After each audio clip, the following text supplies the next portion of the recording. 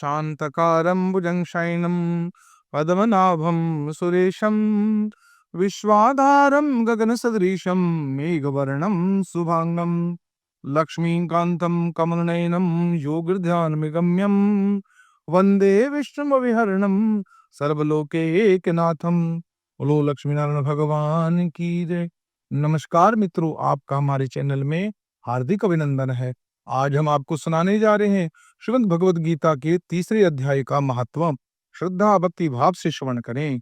श्री भगवान कहते हैं, हे प्रिय, जनस्थान में एक जड़ नामक ब्राह्मण था जो कौशिक वंश में उत्पन्न हुआ था।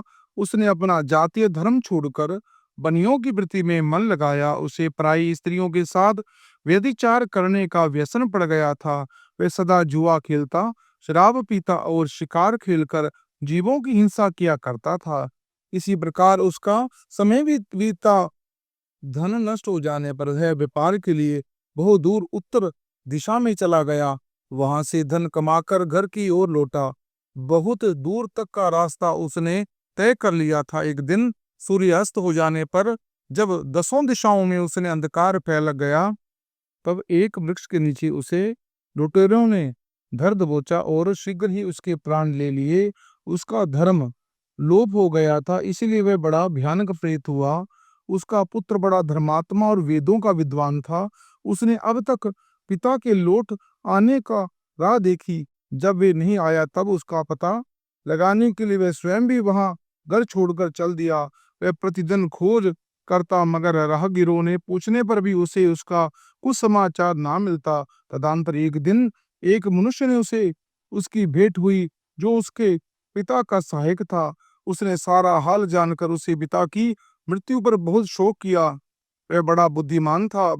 बहुत कुछ सोच विचार कर पिता का परलौकिक कर्म करने की इच्छा से आवश्यक सामग्री साथ ले उसने काशी जाने का विचार किया। मार्ग में 7-8 मुकाम डालकर वह 9वें दिन उसी वृक्ष के नीचे पहुंचा जहां उसके पिता के मारे गए थे। उस स्थान पर उसने संध्या उपासना की और गीता के तीसरे अध्याय का पाठ किया। इसी समय आकाश में भयानक आवाज हुई। उसने पिता को भयंकर आकाश में देखा। फिर तुरंत ही अपने सामने आकाश में उसे एक सुंदर विमान दिखाई दिया जो महान तेज में व्याप्त था। उसमें अनेकों क्षुद्र घटनाएं लगी हुई थी। उसके तेज समस्त दिशाएं अलौकिक हो रही थी। यह दृश्य देखकर उसके चित्त की व्याग्रता दूर हो गई। उसने विमान पर अपने पिता को दिव्य रूप में धारण किया विराजमान देखा तो उसके शरीर पर पीताम्बर शोभा पा रहा था। मुनिजन उसकी स्तुति कर रहे थे।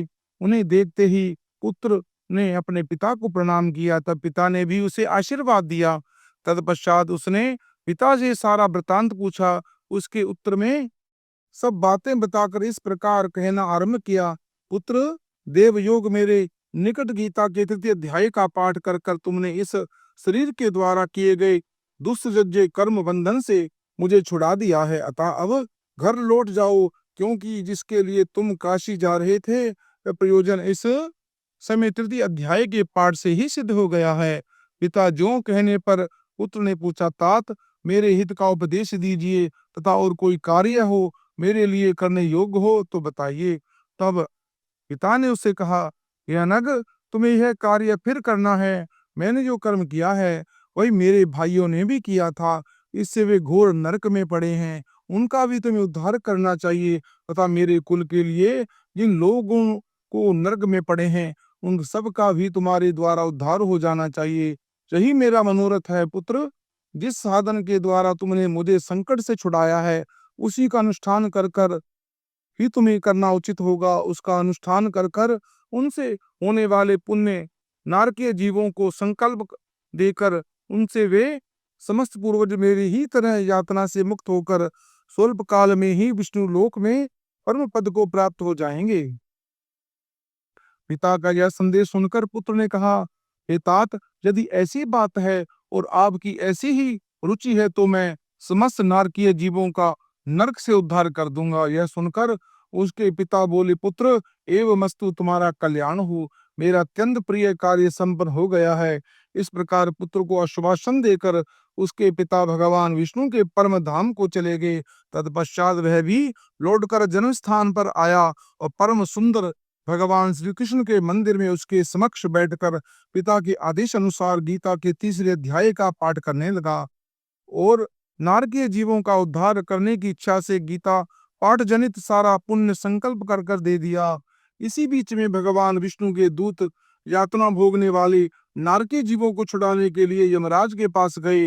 यमराज ने नाना प्रकार से सत्कारों से उनका पूजन किया और कुशल पूछी। वे बोले, धर्मराज, हम लोगों के लिए सब ओर से आनंद ही आनंद है।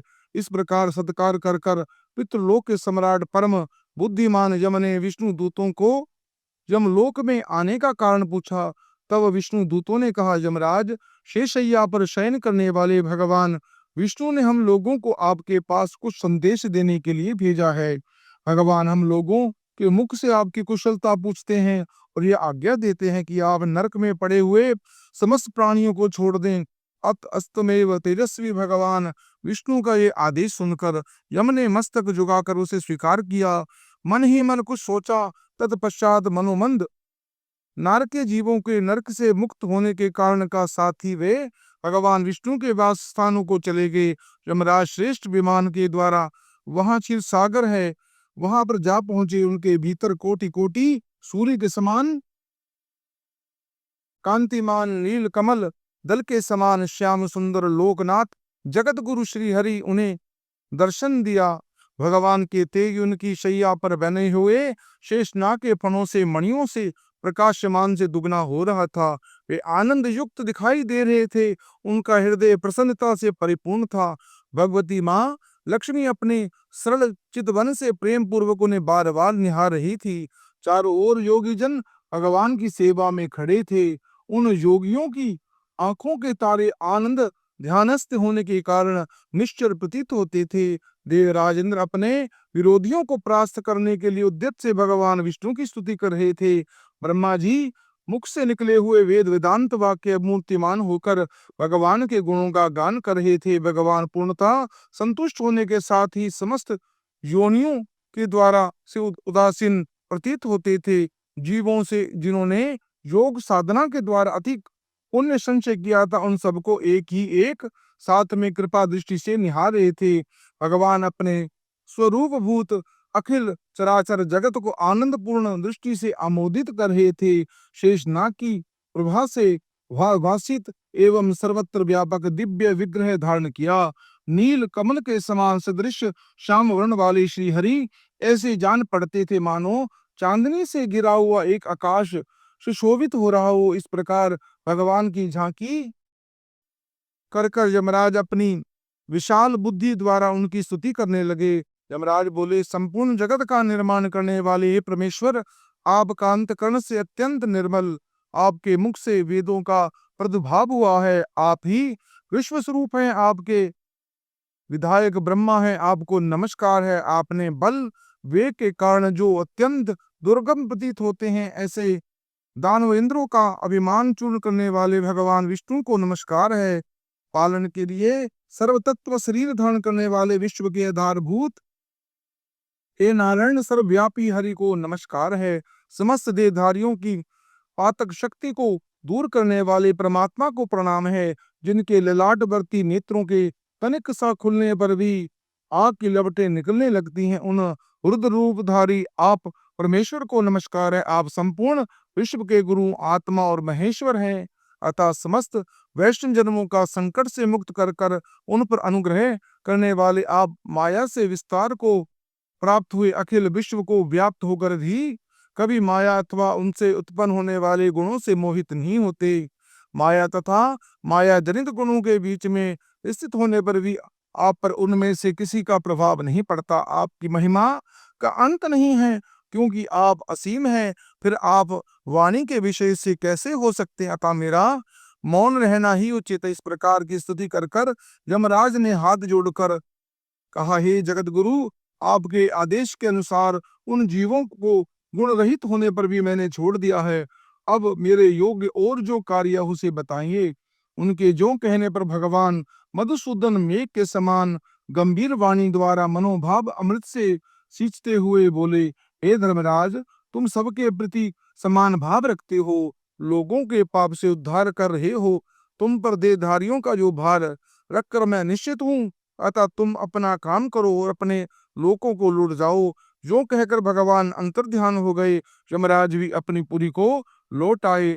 तब वह ब्राह्मण अपनी जाति की और समस्त नारकीय जीवों को नरक का उद्धार कर कर स्वयं भी श्रेष्ठ विमान में बैठकर भगवान विष्णु धाम को चला गया।